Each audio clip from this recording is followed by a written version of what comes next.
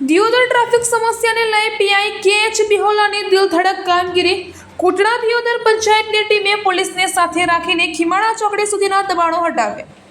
દિયોદર બજાર તેમજ હાઈવે પર ટ્રાફિક સમસ્યા ખૂબ જ વકરી હતી, જેમાં ટ્રાફિક સમસ્યાને લઈને હાઈવે વિસ્તાર પર વારંવાર અકસ્માતો સર્જાતા હતા. જેમાં દિયોદર હાઈવે વિસ્તાર પર 3 માસ અગાઉ કોટડા દિયોદર ગ્રામ પંચાયત દ્વારા દબાણકારોને નોટિસ ફાળવીને દબાણ દૂર કરવા સાવચેત પણ કરાયા હતા, પરંતુ દબાણકારો દ્વારા આજ દિન સુધી દબાણ દૂર ન કરાતા દિયોદર ખાતે નવીન આવેલ પીઆઈ કે.એચ. બિહોલાની અધ્યક્ષતાને દિયોદર લુહાણાવાડી ખાતે ટ્રાફિક સમીક્ષાને કઈ રીતે હલ કરી શકાય તે અંગે એક મીટિંગનું આયોજન કરવામાં આવ્યું હતું. જેમાં આ મીટિંગમાં દિયોદર ગ્રામ પંચાયત અને દિયોદર કોટડા ગ્રામ પંચાયતના સરપંચ અને તલાટી સહિત વેપારીઓ ઉપસ્થિત રહ્યા હતા અને ટ્રાફિક અંગે દબાણ અંગે ચર્ચા વિચારણા કરવામાં આવી હતી. જેમાં વેપારીઓએ સ્વૈચ્છિકપણે દબાણ દૂર કરવા બાંહેધરી આપી હતી. જેમાં ગુરુવાર રોજ કોટડા દિયોદર ગ્રામ પંચાયતની ટીમે હદમાં આવતા દબાણો પર પોલીસ તંત્રને સાથે રાખીને પુલથી લઈને ખીમાણા ચોકડી સુધી ફૂટપાથની બંને બાજુ દબાણો દૂર કરવાની કામગીરી હાથ ધરી હતી. જેમાં દિયોદર ખાતે આવેલ નવીન પીઆઈ કે.એચ. બિહોલા, દિયોદર કોટડા દિયોદર ગ્રામ પંચાયત સરપંચ વર્ષાબેન પ્રકાશભાઈ ઠાકોર અને તલાટી કમ મંત્રી જયંતિભાઈ પ્રજાપતિ સહિત ગ્રામ પંચાયત સ્ટાફ અને પોલીસ સ્ટાફ સાથે રહીને દબાણો દૂર કરવાની કામગીરી હાથ ધરી હતી.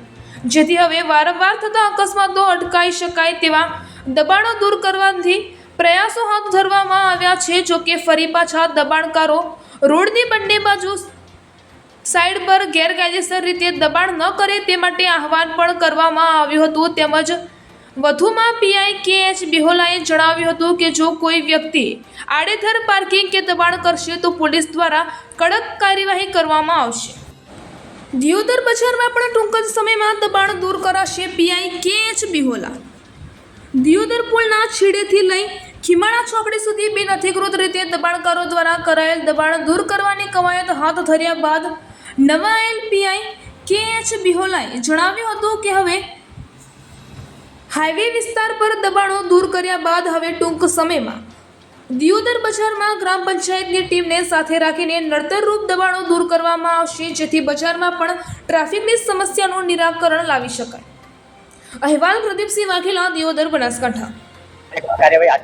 આપણે જે પ્રશ્નો હતા ટ્રાફિકના કે જે મુખ્ય માર્ગ છે દિયોદર થી તે જઈને ખુમાણા ચોકડી સુધીનો, ત્યાં આગળ અવારનવાર રજૂઆત આવતી હતી કે ટ્રાફિકના પ્રશ્ન થાય છે.